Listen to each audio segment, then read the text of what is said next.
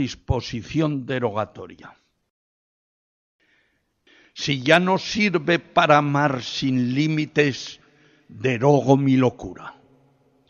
Cambio el significado de la palabra y de la historia para nombrar a todo hombre terrateniente infinito. Levanto nuevos vuelos inmensos, aspiro los aromas de la dulce floresta solidaria y lluevo toponimias poéticas sobre todos los páramos del mundo. Zaragoza, Borneo, Alcalá de la Selva, Buenos Aires, constelación de Arturo, Mulhacén, bucólico paseo de ilusiones por un sendero universal. Os rechazo destinos importantes, derogo vuestras momias y vuestros existires sin paisaje, y os entrego a la ley de la gravedad. Condeno vuestra tala de abedules y oiréis mis protestas implacables en la tertulia de los jueves.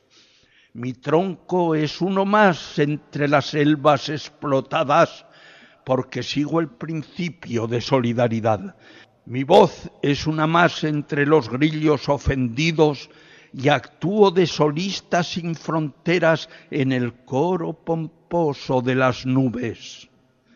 Burócratas amigos, os amo y os perdono las inexplicaciones, pues tengo una infinita reserva de galaxias.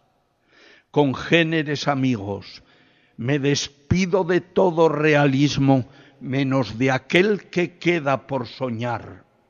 Voy a hacer otras leyes más hermosas de comprensión y arroyos divertidos, de paz y de justicia sonrientes, del servicio de amor obligatorio, de la igualdad variada musical.